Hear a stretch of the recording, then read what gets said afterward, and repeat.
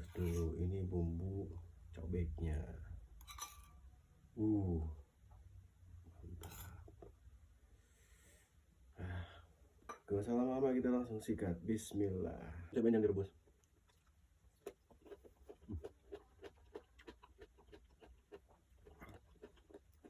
Aku pakai genjernya, tumis genjer.